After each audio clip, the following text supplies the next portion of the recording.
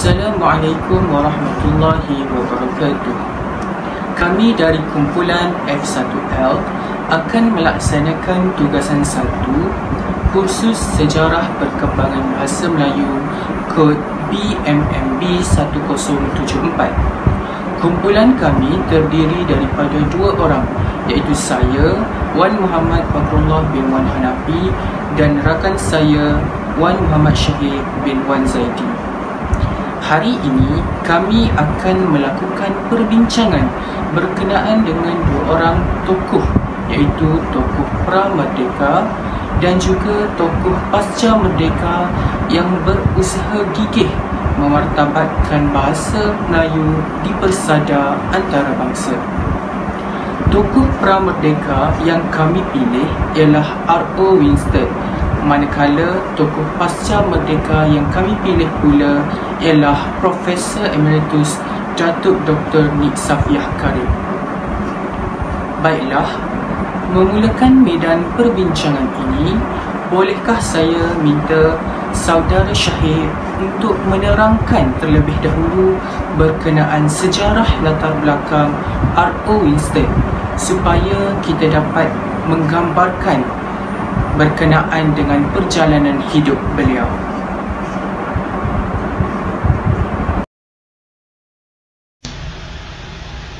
Baiklah saudara Fakrul, saya akan mengupas mengenai latar belakang tokoh pra-merdeka iaitu R.O. Winstedt. Nama sebenar beliau ialah Sir Richard Olaf Winstedt. Beliau dilahirkan pada 2 Ogos 1878 di kota Oxford, England. R.O. Winstedt meninggal dunia pada 2 Jun 1966. Winstedt seorang yang rajin membaca, tetapi sering mengalami penyakit beguk dan beliau tidak dapat menyertai sukan. Oleh hal demikian, beliau memilih untuk hidup dalam dunia intelektual.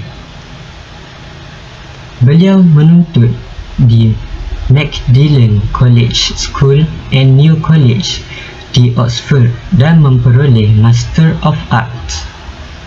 Pada tahun 1920, beliau memperoleh Doctor of Letters di universiti yang sama. Pada tahun 1902, beliau berkhidmat di Tanah Melayu, iaitu di negeri Perak, sebagai pegawai pelatih. Beliau telah dilantik sebagai pegawai daerah dalam Kuala Pilah pada tahun 1913. Manakala pada tahun 1916, beliau telah dinaikkan pangkat menjadi seorang penolong pengarah pelajaran di negeri-negeri Selat dan negeri-negeri Melayu bersekutu. R.O. Winstedt telah pulang ke London pada tahun 1935 setelah bersara. Beliau memikul tugas sebagai pensyarah di Universiti London dan dipilih menjadi reader dan akhirnya sebagai honorary fellow dalam kajian bahasa Melayu di School of Oriental and African Studies. Baiklah saudara Fakrul, bolehkah kamu terangkan pula mengenai latar belakang Nik Safiah? Tentulah boleh. Profesor Emeritus Datuk Dr. Nik Safiah Karim dilahirkan di Kampung Bonggol, Kota Baru, Kelantan pada 17 Disember 1939. Beliau telah berkahwin dengan Muhammad Zain Omar dan hasil perkongsian hidup beliau dengan suami tercinta, beliau telah dikurniakan 4 orang cahaya mata penyejuk hati. Pendidikan beliau bermula di Sekolah Rendah Inggeris Perempuan Kota Baru, Kelantan. Kemudian, beliau telah menuntut di Maktab Perempuan Melayu Kuala Lumpur sehingga tamat School Certificate.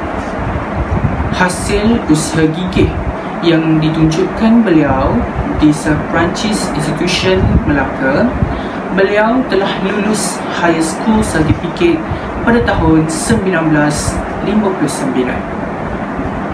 Pada tahun 1965 pula, beliau telah memperoleh ijazah sarjana muda sastra dengan kepujian dalam bidang linguistik di Universiti Malaya. Kemudian, beliau telah melanjutkan pengajian di Ohio University, Amerika Syarikat pada tahun 1975 dengan memperoleh ijazah Doktor Falsafah juga dalam bidang yang sama, iaitu bidang linguistik. Antara jawatan yang pernah disandang oleh beliau ialah Dekan Fakulti Sastra dan Sains Sosial serta Ketua Jabatan Pengajian Melayu di Universiti Malaya.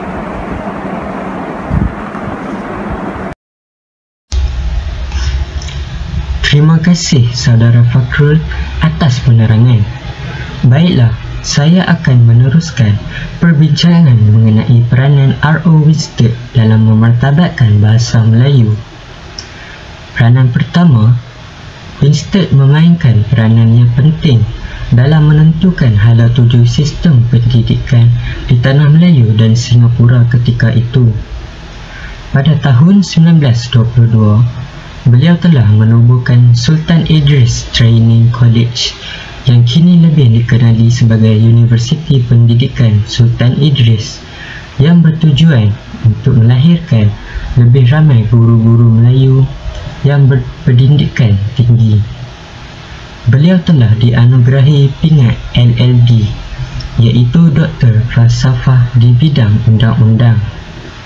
Selain dari penghormatan tersebut, Winstedt telah dianugerahi dengan pelbagai pingat bagi menghargai sumbangan beliau sewaktu berkhidmat di Tanah Melayu, antaranya Knight Commander of the Order of the British Empire, Order of the British Empire, dan Order of the St. Michael and St. George.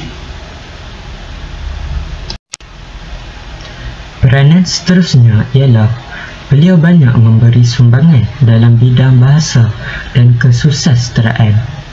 Peranan Winstedt dalam menegani pendidikan untuk orang Melayu juga sering disebut sebagai suatu sumbangannya yang positif, sehinggakan gelaran Arkitek Pendidikan Melayu pernah diberikan kepada beliau. Di bawah rancangan dan wawasan beliaulah yang menyebabkan ribuan kanak-kanak Melayu telah disekolahkan secara formal, iaitu satu tanggungjawab yang telah dipikulnya pada mulanya sebagai inspektor sekolah di Perak pada tahun 1902 sehingga 1916, dan kemudiannya dalam jawatannya di peringkat yang lebih tinggi, iaitu sebagai penolong pengarah pelajaran di negeri-negeri Selat dan negeri-negeri Melayu Bersekutu sehingga perseraannya pada tahun 1935.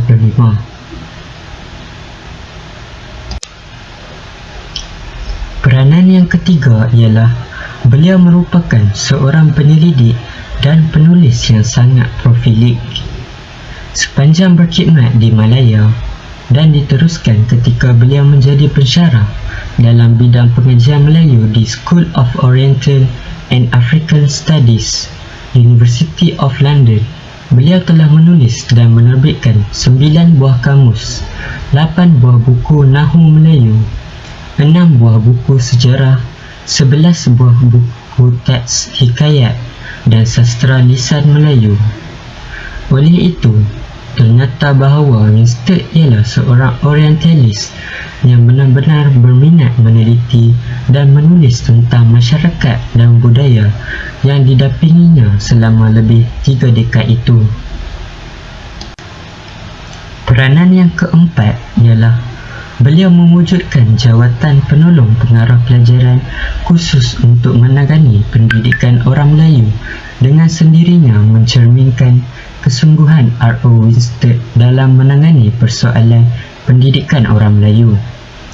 Sebelum jawatan ini diwujudkan pada 1916, soal pendidikan orang Melayu diletak di bawah bidang kuasa Perkhidmatan Awam Tanah Melayu, Malayan Civil Service. Walaupun sememangnya sedia terdapat sebuah perkhidmatan pendidikan di bawahnya, Malangnya, bagi pentadbir Inggeris, kesibukan pegawai-pegawai perkhidmatan awam Tanah Melayu telah mengakibatkan pelaksanaan urusan pendidikan untuk orang Melayu agak longgar. Maka, justru itu perubahan pada dasar perlu dilakukan, iaitu dengan meletakkan kuasa pentadbiran pendidikan ke tangan seorang pegawai yang khusus mempunyai kewibawaan ke atas urusan pendidikan. Maka hasilnya ialah jawatan penolong pengarah pelajaran yang penyandang pertamanya adalah tokoh yang sedang saya perkatakan ini, iaitu Winstead. Peranan kelima ialah beliau banyak melibatkan diri dalam pendidikan dan karya. Segala karya yang dihasilkan oleh Winstead disimpan dan direkod di School of Oriental and African Studies di London bagi memelihara khazanah berharga yang dihasilkan oleh beliau sepanjang tempoh perkhidmatan di Tanah Melayu mengenai masyarakat Melayu meliputi sejarah, agama, budaya dan bahasa. Antara senarai penerbitan yang dihasilkan oleh Winstead ialah A History of Malaya pada tahun 1935, A Malay History of Riau and Johor pada tahun 1932 dan A History of Johor pada tahun 1932. Baiklah, saya mempersilakan Saudara Fakrul untuk memberi penerangan mengenai peranan Nik Safiah Karim. Peranan Nik Safiah dalam memartabatkan bahasa Melayu yang pertama ialah ketika beliau dilantik sebagai Presiden Linguistik Malaysia. Beliau telah menerajuinya selama 18 tahun, iaitu bermula pada tahun 1982 sehingga tahun 2000. Pelbagai kegiatan telah dilaksanakan oleh beliau untuk mengangkat bahasa Melayu di peringkat antarabangsa. Contohnya, beliau telah menyalurkan maklumat di pelbagai ceramah dan seminar yang dianjurkan bagi membincangkan pelbagai aspek bahasa Melayu seperti seminar siri kolokium bahasa Melayu dan juga syarahan Raja Ali Haji. Beliau juga mengendalikan pertandingan serta anugerah dan penyelidikan berkaitan bahasa Melayu. Usaha ini dapat kita lihat apabila Persatuan Linguistik Malaysia telah menjadi salah satu badan bukan kerajaan untuk sama-sama meletakkan bahasa Melayu pada kedudukan yang tinggi. Seterusnya, peranan beliau yang kedua ialah apabila beliau berjaya menulis beberapa buah buku dan makalah tentang isu-isu bahasa. Antara buku popular hasil daripada titik peluh beliau ialah Tata Bahasa Dewan yang ditulis bersama 3 orang ahli bahasa yang lain, Malay Grammar for Academics and Professionals, Bahasa Sintaks dan juga beberapa persoalan linguistik bahasa Melayu. Buku-buku yang dihasilkan oleh beliau ini amatlah digemari oleh peminat-peminat bahasa Melayu yang cukup jelas kerana mengandungi maklumat yang sangat terperinci. Menurut beliau, masyarakat kini menganggap bahasa Inggeris sudah cukup untuk dikuasai. Namun, beliau tidak berpandangan seperti itu. Sebaliknya, beliau menegaskan kemajuan itu tidak lengkap tanpa kemajuan diri, maruah bangsa dan jati diri kebangsaan dalam usaha memartabatkan bahasa Melayu sehingga berjaya.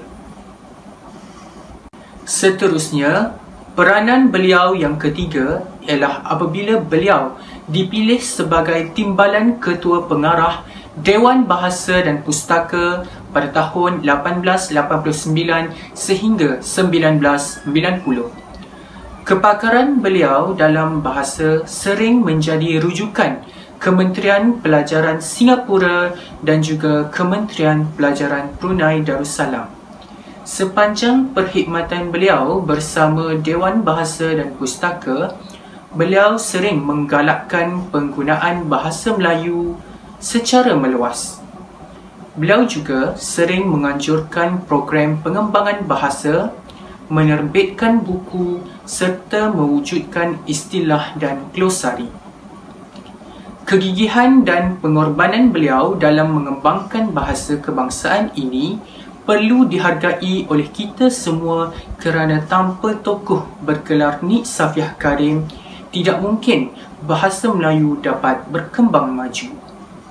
Menurut beliau, usaha meminda Akta Dewan Bahasa dan Pustaka 1959, semakan 1978, pindaan dan perluasan 1995 untuk memperkasakan bahasa Melayu di negara ini sudah dilakukan sebelum ini. Selain itu, peranan beliau yang keempat ialah apabila beliau mendedahkan penggunaan bahasa Melayu yang betul melalui saluran dan peranan guru-guru di sekolah. Menurut beliau, tanggungjawab ini tidak seharusnya diletakkan kepada guru bahasa Melayu semata-mata, tetapi guru mata pelajaran lain termasuklah sains dan juga matematik perlu memainkan peranan yang sama. Profesor Emeritus Datuk Dr. Nik Safiah Karim juga sering mengingatkan seluruh warga pendidik dan juga bakal pendidik supaya menguasai bahasa Melayu dengan sebaik-baiknya dan cuba untuk mengajar murid-murid menggunakan bahasa Melayu formal. Apabila guru menggunakan bahasa Melayu dengan baik, secara tidak langsung dapat mempengaruhi murid-murid agar menggunakan bahasa Melayu dengan sebaik-baiknya sama ada dalam penulisan maupun komunikasi mereka. Peranan yang terakhir ialah beliau juga seorang yang lantang bersuara untuk memastikan penggunaan bahasa Melayu di negara secara holistik. Sepanjang beliau bergelar pakar bahasa, sememangnya Datuk Dr. Nik Safiah mengakui sedih apabila bahasa Melayu tidak digunakan secara meluas seperti di mahkamah. Hakim dan peguam juga seolah-olah tidak mahu menutur dalam bahasa Melayu ketika prosiding mahkamah. Nik Safiah seorang yang berjiwa besar apabila beliau menyarankan untuk menyediakan penterjemah bahasa Melayu. Sekiranya ada yang tidak dapat memahami bahasa Melayu dengan sebaiknya, usaha dan bakti Nik Safiah dalam memartabatkan bahasa Melayu amatlah besar kerana bahasa Melayu adalah bahasa kebangsaan rakyat Malaysia. Justeru, beliau berharap supaya lebih ramai yang peka terhadap bahasa kebangsaan ini dan berusaha untuk menggunakan serta memartabatkan bahasa Melayu dengan sebaik-baiknya. Seterusnya, saya akan membincangkan mengenai pemikiran R.O. Winstead dalam memartabatkan bahasa Melayu. Pemikiran yang pertama, beliau menerbitkan beberapa referensi ketika berkhidmat di Pejabat Karang Mengarang. Beliau menjawat jawatan sebagai penasihat di Pejabat Karang Mengarang Maktab Perguruan Sultan Idris yang ditubuhkan pada 1924. Antara tahun 1924 hingga 1957, Pejabat Karang Mengarang di bawah nasihat R.O. Winstead telah berjaya menerbitkan 85 buah buku bacaan sekolah di bawah Malay School Series. Pemikiran yang kedua ialah beliau mendedahkan karya kamus bagi untuk memudahkan setiap orang di tanah Melayu. Winstead menghasilkan 2 buah kamus yang dianggap lengkap oleh beberapa orang sarjana. Kamus tersebut ialah A Practical Modern Malay English Dictionary pada tahun 1952 dan and an Abridged English Dictionary pada tahun 1958. Kamus beliau ini dianggap baik kerana mengandungi banyak maklumat tentang geografi tempatan. Beliau juga banyak memasukkan kata-kata bahasa Indonesia. Selain daripada dua buah kamus itu, beliau juga menghasilkan kamus yang berjudul Dictionary of Colloquial Malay. Pemikiran yang ketiga, beliau mendedahkan ilmu kesusasteraan sepanjang berkhidmat sebagai pegawai British di Tanah Melayu. Sepanjang perkhidmatan beliau sebagai pegawai British di Tanah Melayu, beliau banyak menghasilkan buku-buku mengenai kesusasteraan Melayu. Atas galakan R.J. Wilkinson, Winstead telah berjaya menghasilkan esei berjudul The Literature of Malay Folklore. Pada tahun 1908, beliau menerbitkan Father Sivert diikuti dengan Musang Berjanggut. Kandungan ceritanya yang didengar berpuluh-puluh zaman telah dihidupkan kembali oleh Winstead dalam bahasa yang sesuai dengan zaman itu. Pada tahun 1910, Winstead telah merumikan hikayat seri Rama dan setahun selepas itu, beliau menghasilkan esei yang bertajuk Awang Sulung Merah Muda. Pemikiran yang keempat, beliau menghasilkan karya ilmiah yang penting dalam perkembangan bahasa Melayu. Selepas beliau terlibat dalam soal-soal pendidikan setelah penubuhan Sultan Idris Training College, beliau menghasilkan dua buah buku tentang pendidikan. Buku tersebut ialah Education in Malay pada tahun 1923 dan The Education System in Malaya pada tahun 1931.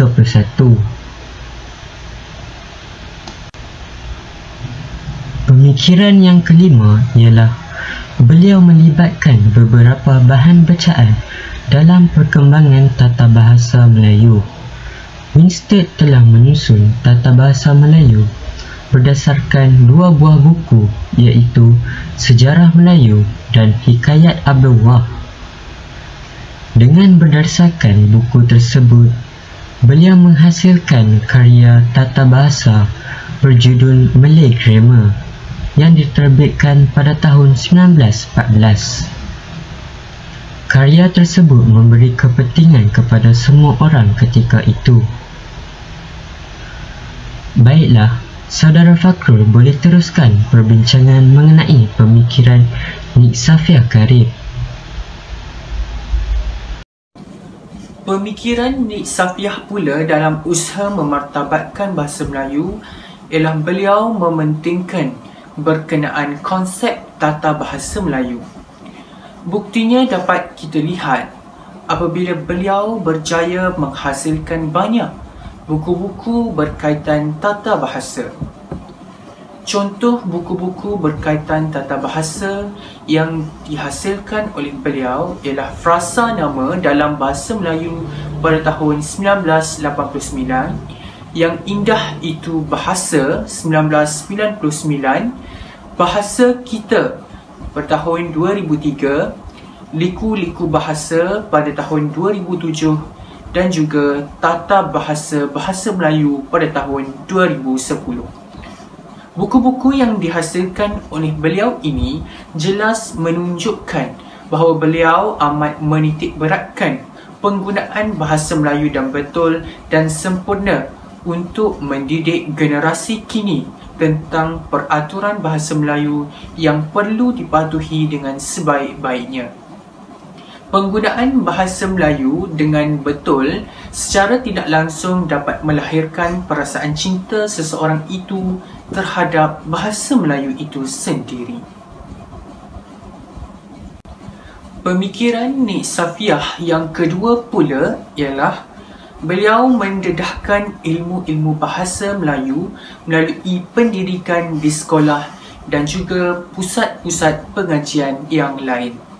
Contoh karya yang dihasilkan oleh Nik Safiah seperti Bahasa Malaysia Tahun 1 pada tahun 1995, Bahasa Melayu Menengah Bawah 1 pada tahun 1996, Bahasa Melayu Menengah Bawah 2 pada tahun 1997, Bahasa Melayu Menengah Bawah 3 pada tahun 1998 dan Bahasa Melayu Menengah Bawah 4 pada tahun 2001. Melalui pendidikan, beliau berharap agar penggunaan bahasa Melayu dengan betul dapat dipupuk oleh generasi muda sejak di bangku sekolah lagi. Penghasilan karya-karya yang penuh dengan ilmu berkaitan bahasa Melayu ini mampu menjadikan murid-murid lebih memahami dengan mudah dan mendalam tentang bahasa Melayu. Kita dapat lihat bahawa Nik Safiah sudah mengatur strategi sebaiknya untuk memartabatkan bahasa Melayu melalui pendidikan di sekolah sejak kecil lagi. Seterusnya, pemikiran beliau yang ketiga ialah beliau melaksanakan penggunaan bahasa baku di sekolah dan juga institut pengajian tinggi. Buktinya dapat dilihat apabila beliau berjaya menghasilkan kertas kerja iaitu implementasi bahasa baku di sekolah dan institut pengajian tinggi pada tahun 1989. Karya utama beliau iaitu Tata Bahasa Dewan juga turut memperjuangkan bahasa baku, termasuklah sebutan baku untuk memartabatkan bahasa Melayu di Malaysia. Nik Safiah juga amat mementingkan penggunaan bahasa yang teratur dan mantap dalam pelbagai aspek seperti ejaan, bentuk kata, tata bahasa dan lain-lain supaya masyarakat dapat menerimanya sebagai norma pengguna yang betul dan sahih.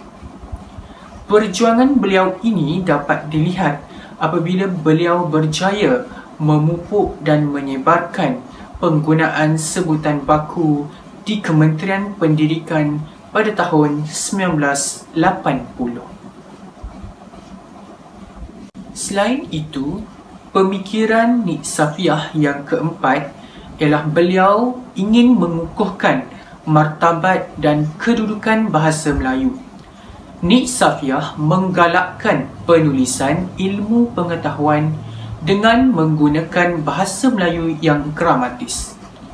Beliau juga membuktikan bahawa bahasa Melayu sebagai wahana ilmu dalam pelbagai bidang, termasuklah bidang tata bahasa, sosiolinguistik dan juga pengajaran bahasa. Beliau berpendapat bahawa bahasa Melayu perlu diletakkan pada kedudukan yang setara dengan bahasa-bahasa yang lain. Kita dapat lihat bahawa Nik Safiah amat mementingkan bahasa Melayu dan menghargai bahasa kebangsaan ini dan mahu seluruh rakyat Malaysia berganding bahu dalam usaha memartabatkan bahasa Melayu sehingga ke persada dunia. Pemikiran beliau yang terakhir ialah beliau melakukan kajian bahasa dalam hubungan struktur dan sikap masyarakat. Contohnya, beberapa persoalan sosiolinguistik bahasa Melayu menjadi bukti beliau menitik beratkan berkenaan sosiolinguistik. Nik Safiah telah membuat laporan kajian sosiolinguistik, penggunaan, penguasaan dan pelaksanaan bahasa baku di Jabatan Kerajaan Negeri atau Persekutuan, badan berkanun atau swasta dan kuasa tempatan di Sabah pada tahun 1992. Kita dapat lihat bahawa pengkajian sosiolinguistik ini adalah berobjektifkan untuk menunjukkan hubungan sistematik yang wujud antara struktur bahasa dan struktur sosial. Oleh itu, perkara ini jelas memperlihat kepada kita bahawa beliau sentiasa mencari jalan untuk memartabatkan bahasa Melayu setara dengan bahasa-bahasa maju yang lain. Kesimpulannya, setelah berbagai kajian dibuat tentang bahasa Melayu, tokoh-tokoh pramerdeka dan pasca merdeka seperti R.O. Winstead dan Nik Safiah Karim yang terlibat dengannya banyak memberikan kebaikan dan faedah terhadap perkembangan bahasa Melayu. Peranan dan pemikiran mereka dalam memartabatkan bahasa Melayu memberi kesedaran kepada kita. Di atas kajian mereka, kita pada hari ini dapat mengetahui asal-usul bahasa Melayu, persamaan bahasa Melayu dengan bahasa lain dan sebagainya. Saya rasa itu sahaja perbincangan kami untuk hari ini. Sekian, terima kasih.